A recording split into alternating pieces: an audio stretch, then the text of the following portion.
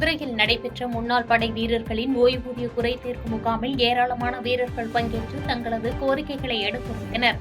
மதுரை மாவட்டம் தல்லாகுளம் அருகே உள்ள மடேட்சியா கூட்டரங்கில் ஸ்பர்ஸ் அமைப்பு மூலம் ஓய்வூதியம் மற்றும் குடும்ப ஓய்வூதியம் பெறும் ராணுவம், கடற்படை, விமானப்படையைச் சேர்ந்த படை வீரர்களுக்கு குறைதீர்க்கும் முகாம் நடைபெற்றது.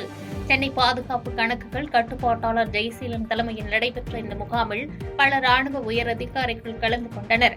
இந்த முகாமில் 250க்கும் மேற்பட்ட முன்னாள் படை வீரர்கள் தங்களது படை பணிச்சான்று, அடையாள அட்டை, ஓய்வூதிய ஒப்படைப்பு ஆணை, ஆதார் அட்டை, பான் அட்டை மற்றும் வங்கிக் கணக்கு புத்தகம் உள்ளிட்ட ஆவணங்களின் அசலுடன் நேரில் வந்து தங்கள் குறைகளை நிவர்த்தி செய்து சென்றனர். இதனை அடுத்து செய்தியாளர்களை சந்தித்து பேசிய சென்னை பாதுகாப்பு கணக்குகள் கட்டுப்பாட்டாளர் ஜெயசீலன், சென்னை தேனாம்பேட்டையில் உள்ள பாதுகாப்பு கணக்கு கட்டுப்பாட்டாளர் அலுவலகம் மூலம் இந்தியா முழுவதும் உள்ள முன்னாள் படை வீரர்கள் யாருக்கும் இதுபோன்ற பிரச்சனை இருந்தால் அதை சரி செய்து தீர்வு கிடைக்க ஏற்பாடு செய்யப்பட்டுள்ளதாக கூறினார்.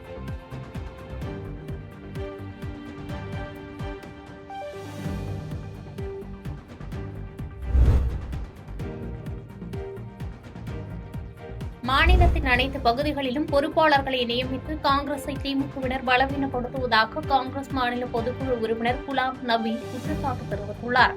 மயிலாடுதுறை மாவட்ட காங்கிரஸ் கமிட்டி சார்பில் கட்சி கூட்டமைப்பை வளப்படுத்தி மறுசீரமைப்பது குறித்தான ஆலோசனைக் கூட்டம் நடைபெற்றது. சட்டமன்ற உறுப்பினர் ராஜகுமார் தலைமையில் நடைபெற்ற இக்கூட்டத்தில் நாடாளுமன்ற உறுப்பினர் சுதா, மாநில பொதுக்குழு உறுப்பினர் குலாம் நபி உள்ளிட்டோர் கலந்து கொண்டனர். தொடர்ந்து மறுசீரமைப்பு மற்றும் பூத் கமிட்டி நியமனம் செய்வதற்கான படிவங்கள் உறுப்பினர்களிடம் வழங்கப்பட்டது. பின்னர் நிகழ்ச்சியில் பேசிய குலாம் நபி, சட்டப்பேரவை தேர்தலையொட்டி திமுகவினர் அனைத்து பகுதிகளிலும் பொறுப்பாளர்களை நியமித்து காங்கிரஸ் கட்சியை பலவீனப்படுத்துவதாகவும், அதற்கு பதிலடியாக வார்டு வாரியாக பொறுப்பாளர்கள் நியமித்து மற்ற கட்சிகளை காங்கிரஸ் கட்சியினர் பலப்படுத்துங்கள் எனவும் தெரிவித்தார். மேலும் விழுப்புரம் மாவட்டத்தில் காங்கிரஸ் சார்பில் 13 கவுன்சிலர்களை பெற பெரும் முயற்சி எடுத்ததாகவும் அவர் கூறினார்.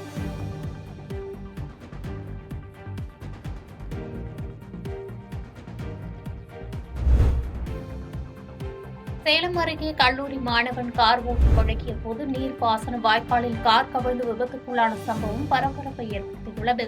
சேலம் மாவட்டம் சங்ககிரி வட்டத்திற்குட்பட்ட கத்தேரி ஊராட்சி சாமியம்பாளையம் பகுதியைச் சேர்ந்த வெங்கடேஷ் என்பவரின் மகன் மேகவர்ணன் 20 வயதான இவர் சேலம் அருகே உள்ள தனியார் கல்லூரியில் 2ஆம் ஆண்டு பயின்று வருகிறார். இந்த நிலையில் சம்பவத்தன்று மாலையில் கார் ஓட்டி பழகுவதற்காக தனது தந்தையின் காரை எடுத்துக்கொண்டு சென்றுள்ளார். அப்போது சாமியம்பாளையம் பகுதியில் சென்றபோது அருகில் நீர்ப்பாசன வாய்க்கால் கரையில் எதிர்பாராத விதமாக கார் கவிழ்ந்து விபத்துக்குள்ளானது. இதனை கண்ட அக்கம்பக்கத்தினர் ஓடி வந்து காரினுள் இருந்த மேகவர்ணனை பத்திரமாக மீட்டனர். பொதுமக்களின் உடனடி உதவியால் மேகவர்ணன் நல்வாய்ப்பாக உயிர் தப்பினார். தொடர்ந்து நீர்ப்பாசன வாய்க்காலில் சிக்கிய கார் கிரெயின் மூலம் மீட்கப்பட்டது.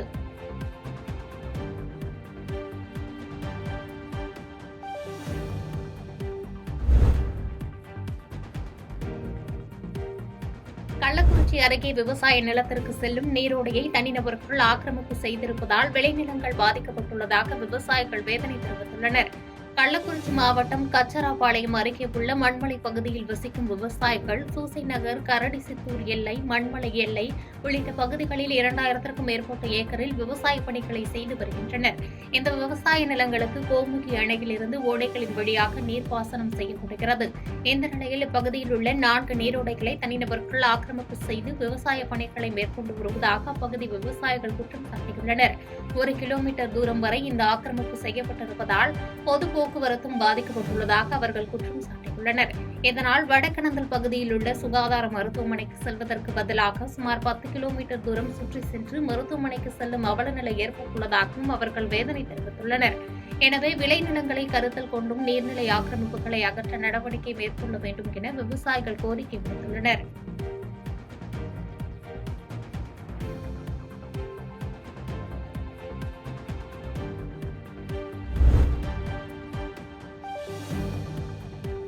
சென்னை அருகே ஸ்விக்கி மற்றும் போர்ட்டர் ஆப் மூலம் மெத்தபைட்டமின் போதைப் பொருட்களை கடத்திய 2வரை போலீசார் கைது செய்தனர்.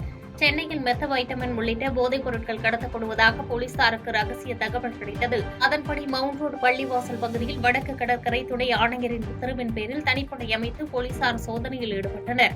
அப்போது அங்கு ஸ்விக்கி மற்றும் போர்ட்டர் உடை அணிந்து சந்தேகத்திற்கிடமாக இருந்த மகேஷ் மற்றும் ஃபாரூக் ஆகியோரை பிடித்து போலீசார் சோதனை மேற்கொண்டனர். அப்போது அவர்கள் விற்பனைக்காக மெத்தபைட்டமின் வைத்திருந்தது தெரிய வந்தது. இதனையடுத்து 2வரையும் கைது செய்த போலீசார் அவர்களிடமிருந்து 2 லட்சம் ரூபாய் மதிப்பிலான 12 கிராம் மெத்தபைட்டமின் ஆம்பெட்டமின் மற்றும் 27 போதை மாத்திரைகளை பறிமுதல் செய்தனர்.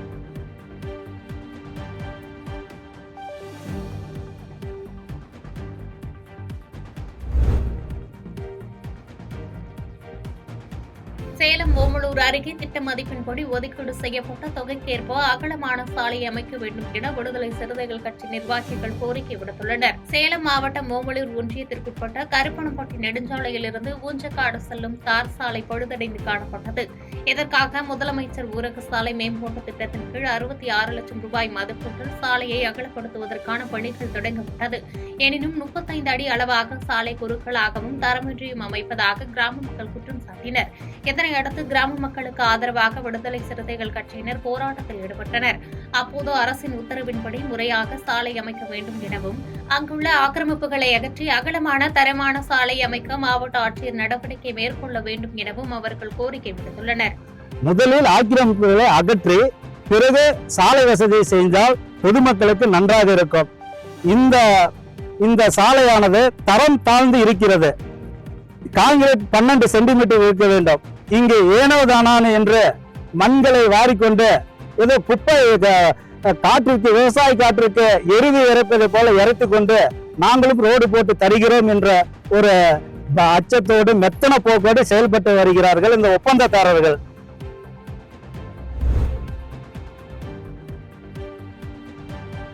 திருக்கழுகுன்றம் அருகே குடிநீர் வேண்டி கிளாம்பாக்கம் கிராம மக்கள் அரசு பேருந்தை சிறைப்பிடித்து காலி குடங்களுடன் சாலை மறியலில் ஈடுபட்டதால் அப்பகுதியில் பரபரப்பு ஏற்பட்டது. செங்கல்பட்டு மாவட்டம் திருக்கழுகுன்றம் ஒன்றியத்திற்குட்பட்ட கிளாம்பாக்கம் ஊராட்சியில் விநியோகிக்கப்படும் குடிநீரில் உப்பின் அளவு அதிகரித்து காணப்படுவதாகவும் அதை குடிக்கும் குழந்தைகள் முதல் பெரியவர்கள் வரை உடல் உபாதைகள் ஏற்படுவதாகவும் அப்பகுதி மக்கள் பலமுறை புகார் அளித்துள்ளனர். அதன் காரணமாக குடிநீர் வழங்குவதற்காக பாலாற்றுப்படுகையில் ஆழ்துளை கிணறு அமைக்க வட்டார வளர்ச்சி அலுவலகம் சார்பில் தீர்மானம் நிறைவேற்றப்பட்டு டெண்டர் கோரப்பட்டது. இந்த நிலையில் தங்கள் பகுதிகள் ஆழ்துளை கிணறு அமைக்கக்கூடாது என கூறி பாண்டூர் கிராம மக்கள் எதிர்ப்பு தெரிவித்து வந்தனர். இதனால் இரு கிராம மக்களுக்கும் இடையே மோதல் போக்கு ஏற்படும் சூழல் உருவாக்கியது. இந்த நிலையில் கிளாம்பாக்கம் கிராம மக்கள் சீரான குடிநீர் வழங்க கோரியும் ஆழ்துளை கிணறு அமைக்க அனுமதி வழங்க கோரியும் கோரிக்கை விடுத்து அரசு பேருந்தை சிறைப்படுத்தி சாலை மறியலில் ஈடுபட்டனர். இதனால் அப்பகுதியில் பெரும் பரபரப்பு நிலவியது. இதனையடுத்து தகவல் அறிந்து சம்பவ இடத்திற்கு வந்த வட்டார வளர்ச்சி அலுவலர் பேச்சுவார்த்தை நடத்தி உரிய நடவடிக்கை எடுக்கப்படும் என உறுதியளித்த பின் பொதுமக்கள் அங்கிருந்து கலைந்து சென்றனர். எங்களுக்கு எங்க ஊர்ல பல வருஷமா தண்ணி பிரச்சனையாவே இருக்கு. குடி தண்ணி தான் மெயினா எங்களுக்கு பல வருஷமா பிரச்சனையா இருக்கு. எங்களால அந்த தண்ணியில உப்பு கரைக்குது, நிறைய உப்பு சுவை இருக்குது. சாதம் வடிச்சா மஞ்சள் கலர்ல ஆயிடுது. குழந்தைங்களுக்கு எல்லாருக்கும் உடல் அளவுல உபாதைகள் நிறைய வருது அந்த தண்ணி குடிக்கிறதுனால. இதை நாங்க கவர்மெண்ட் கிட்ட சொல்லி அவங்க எங்களுக்கு ஒரு 20 லட்ச ரூபா பக்கத்துல பக்கத்து ஊர்ல பாலாத்துல இருந்து எங்களுக்கு தண்ணி கிடைக்கிறதுக்காக அவங்களும் ஓகே சொல்லி எல்லாமே பண்ணியாச்சு. இப்ப தண்ணி எடுக்கிறதுக்கு போறதுக்கு பாண்டூர் மக்கள் எங்களுக்கு தடை பண்றாங்க, கொடுக்க மாட்டேன் அப்படின்னு சொல்லிட்டு தடை பண்றாங்க.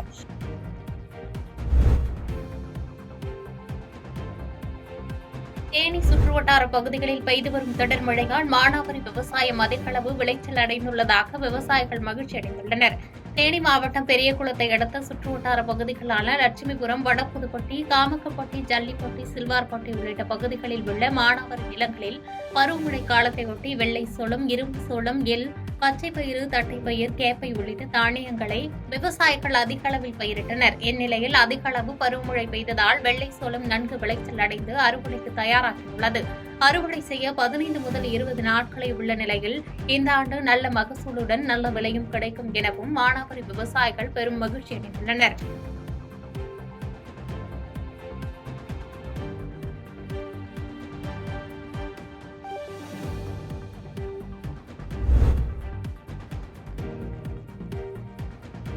தென்காசி அருகே தனக்கு சொந்தமான கடை மற்றும் நிலத்தை திமுகவை சேர்ந்த ஊராட்சி மன்ற தலைவியின் கணவர் அபகரிக்க முயற்சிப்பதாக வேதனை தெரிவிக்கும் நபர் மாவட்ட நிர்வாகம் இதில் தலையிட்டு உரிய நடவடிக்கை எடுக்க வேண்டும் என்று கோரிக்கை வைத்துள்ளார்.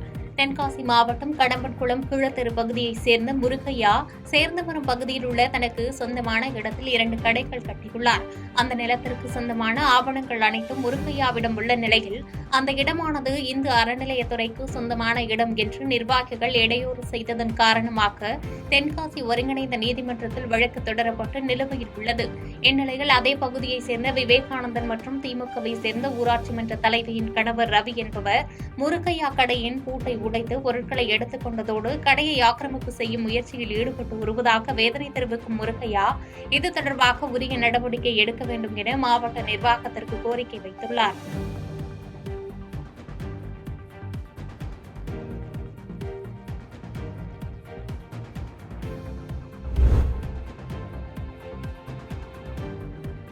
பரந்தூர் பசுமை விமான நிலைய திட்டத்திற்கு எதிர்ப்பு தெரிவித்து ஏகனாபுரம் கிராம சபை கூட்டத்தில் 10வது முறையாக தீர்மானம் நிறைவேற்றப்பட்டது.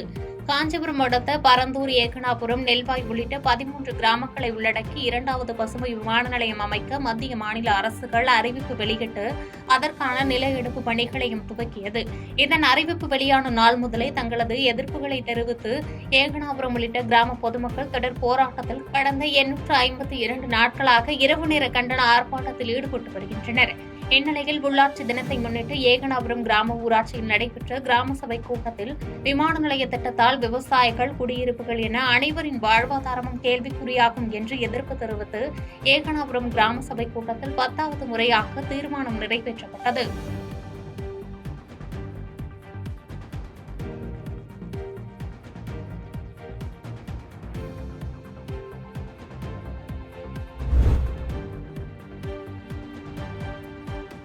சென்னையில் நடைபெற்ற சர்வதேச அளவிலான ஆசிய கோப்பை கூடைப்பந்து தகுதிச் சுற்றுப் போட்டியில் கத்தார் அணிக்கு எதிராக இந்திய அணி போராடி தோல்வியை சந்தித்தது. 69க்கு 53 என்ற புள்ளிகள் கணக்கில் கத்தார் அணி வெற்றியை பதிவு செய்துள்ளது. இந்திய அணி 25ஆம் தேதி நடைபெறவுள்ள மற்றொரு தகுதி சுற்று ஆட்டத்தில் கஜகஸ்தான் அணியை எதிர்த்து பல பரீட்சை நடத்தவுள்ளது. இந்த போட்டியில் இந்திய அணி வெற்றி பெற்றால் மட்டுமே ஆசிய கோப்பைக்கு தகுதி பெற முடியும் என்பது குறிப்பிடத்தக்கது.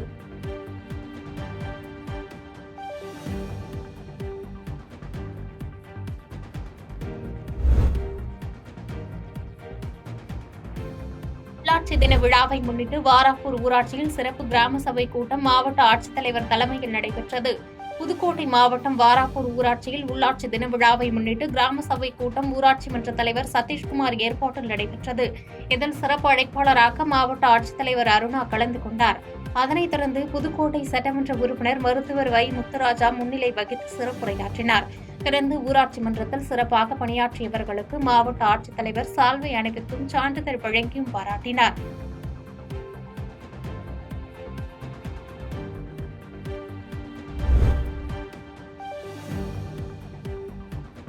இறந்த ஆடுகளுக்கு இழப்பீடு வழங்க வேண்டும் என்ற கோரிக்கையை வலியுறுத்தி கால்நடைகளுடன் விவசாயிகள் பேரணி சென்று மாவட்ட ஆட்சியர் அலுவலகத்தில் குடியேறும் போராட்டத்தை நடத்த முயன்றது பரபரப்பை ஏற்படுத்தியது. திருப்பூர் மாவட்டம் காங்கேயம், வெள்ளக்கோவில், தாராபுரம் உள்ளிட்ட சுற்றுவட்டார பகுதிகளில் தெருநாய்கள் தொல்லை அதிகரித்து இதுவரை நூற்றுக்கணக்கான ஆடுகளை கடித்துள்ளதாக விவசாயிகள் கவலை தெரிவித்துள்ளனர். இறந்த ஆடுகளுக்கு இழப்பீடு வழங்க வேண்டும் என்ற கோரிக்கையை வலியுறுத்தி வெள்ளக்கோவில் PAP பாசன கிளை, கால்வாய் பாதுகாப்பு சங்கம், தமிழக விவசாயிகள் பாதுகாப்பு சங்கம், தமிழக கட்சி சார்பற்ற விவசாயிகள் சங்கம் உள்ளிட்ட பல்வேறு விவசாய அமைப்புகள் மாவட்ட ஆட்சியர் அலுவலகத்தில் கால்நடைகளுடன் குடியேறும் போராட்டத்தை நடத்த முயற்சித்தனர். இதற்காக காங்கேயம் அருகிலிருந்து மாவட்டத்தில் உள்ள மூலனூர், ஊத்துக்குளி, அவினாசிபாளையம், காங்கேயம், வெள்ளக்கோவில் உள்ளிட்ட பல்வேறு இடங்களிலிருந்து 200 விவசாயிகள் ஒன்றிணைந்து அங்கிருந்து பேரணியாக தங்களது கால்நடைகளை டிராக்டர் வாகனங்கள் மூலம் பேரணியாக அழைத்து சென்ற நிலையில் போலீசார் அனுமதி மறுத்து அனைவரையும் தடுத்தனர். இதனால் விவசாயிகளுக்கும் போலீசாருக்கும் இடையே வாக்குவாதம் ஏற்பட்டது. இதன் காரணமாக கரூர், திருச்சி தேசிய நெடுஞ்சாலையில் போலீசார் அதிக அளவில் குவிக்கப்பட்டு பாதுகாப்பு பணியில் ஈடுபடுத்தப்பட்டனர்.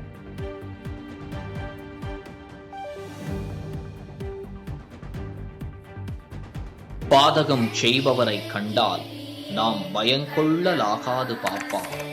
மோதி மிதித்து விடு பாப்பா, அவர் முகத்தில் உமிழ்ந்து விடு பாப்பா. அண்மை செய்திகளை உடனுக்குடன் தெரிந்து கொள்ள இணைந்திருங்கள் இயம்நாடு தொலைக்காட்சியுடன்.